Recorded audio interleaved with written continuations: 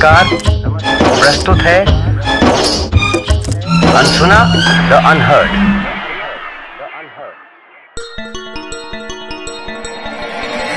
1929 आजादी की लड़ाई अपने चरम पर थी।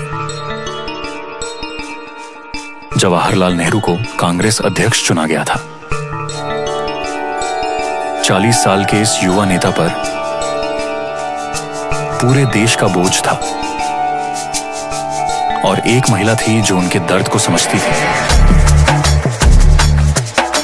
सरोजिनी नायडू, भारत की बुलबुल, उनकी दोस्त, उनकी बहन। उन्होंने 2 खत लिखे जो इतिहास बन गए। मेरे प्यारे जवाहर, मुझे आश्चर्य है कि क्या पूरे हिंदुस्तान में कल तुम्हारे पिता से ज्यादा गर्वित दिल था या तुम्हारे दिल से ज्यादा भारी दिल था कोई। मेरी स्थिति अजीब थी। मैं दोनों को महसूस कर रही थी, उनके पिता का गर्व और तुम्हारा दर्द। मैं देर रात तक जागी रही, सोचती रही उन शब्दों के बारे में जो मैं अक्सर तुम्हारे लिए कहती थी कि तुम एक शानदार शहादत के लिए पूर्वनियत हो। जब मैंने तुम्हारा चेहरा देखा, जब तुम्हें जीत की बधाई मिल रही थी, मुझे लगा मैं 2 चीजें एक साथ देख रही हूँ, राज्याभिषेक और सूली।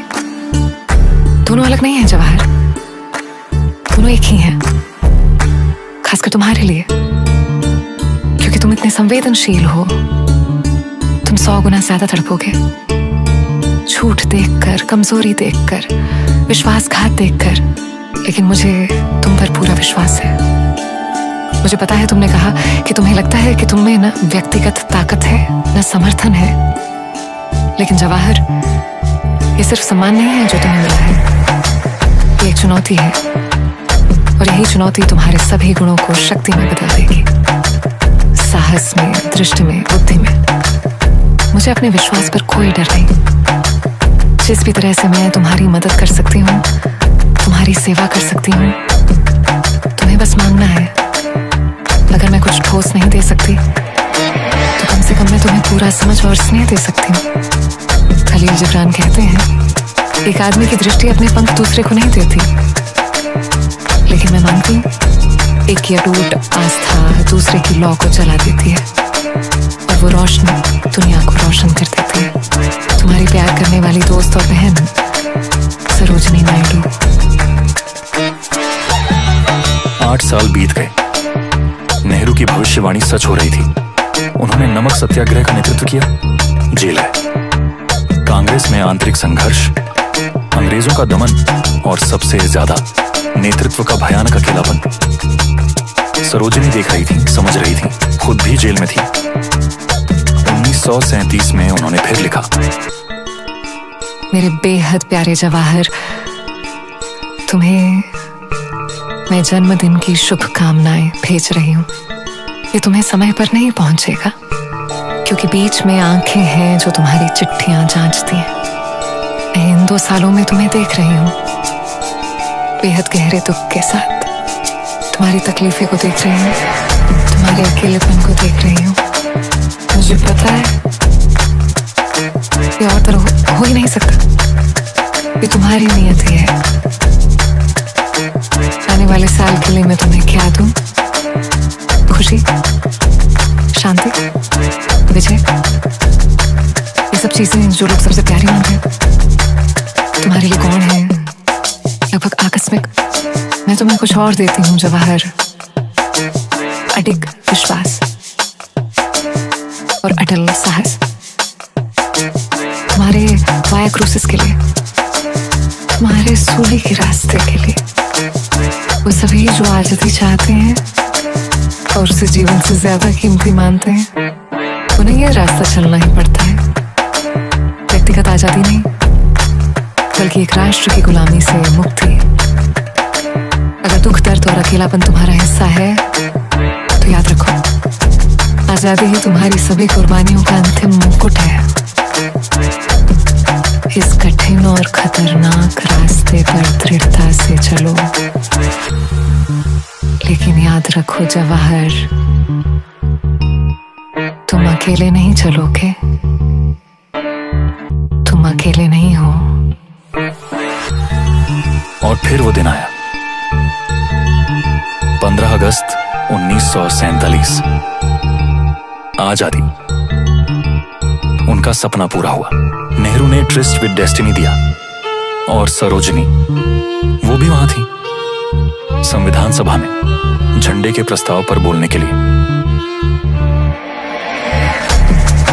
मैं एक कहानी सुनाती हूँ। जब पहले विश्व युद्ध के बाद वर्साई में शांति की घोषणा हुई, मैं पेरिस में थी। सभी देशों के झंडे ओपेरा हाउस को सजा रहे थे। एक अभिनेत्री ने फ्रांस का झंडा अपने चारों ओर लपेटा और राष्ट्रगान गाया। पूरा दर्शक खड़ा हो गया। मेरे पास एक भारतीय था, उसकी आंखों में आंसू थे। उसने मुझसे कहा, हमारा अपना झंडा कब होगा?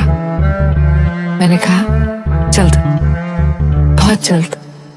कुछ महीनों बाद बर्लिन में 42 देशों की महिलाओं का सम्मेलन था। झंडों की परेड होनी थी, लेकिन हमारे पास कोई झंडा नहीं था। तो हम भारतीय महिलाओं ने अपनी साड़ियों से पट्टियां फाड़ी, रात भर जाकर तिरंगा बनाया ताकि हमारा देश अपमानित ना हो। आज मैं उस झंडे को सलाम करती हूँ। इस झंडे के नीचे कितने लोगों ने लड़ाई लड़ी, कितने लोगों ने कुर्बानी दी। हिंदू, मुसलमान, सिख, जैन, ईसाई, पारसी, सब। मुझे मेरे मुस्लिम दोस्त याद आते हैं, मोहम्मद अली, शौकत अली, अंसारी, अजमल खान। दादा भाई नौरोजी की पोतियां भी लड़ी, जेल गई, कुर्बानी दी। ये चक्र क्या है? ये अशोक का धर्म चक्र है, शांति और भाईचारे का संदेश। ये गांधी जी का चरखा है, ये समय का पहिया है जो रुकता नहीं। ये सूरज की किरणें हैं। ये झंडा किसका है? ये भारत का है, पूरे भारत का। इस्लाम ने हमें लोकतांत्रिक भाईचारे का आदर्श दिया, पारसियों ने अपना अटूट साहस दिया, ईसाइयों ने सेवा का पाठ दिया, हिंदू धर्म ने मानवता का सार्वभौमिक प्यार सिखाया।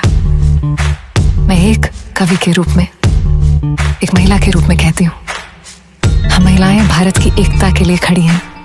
इस झंडे के नीचे न कोई राजा है न प्रजा, न अमीर है न गरीब। सिर्फ कर्तव्य है, जिम्मेदारी है, कुर्बानी है।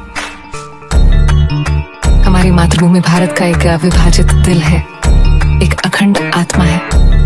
पुनर्जन्म लिए हुए भारत के पुरुषों और महिलाओं, इस झंडे को सलाम करो। मैं तुम्हें आदेश देती हूँ,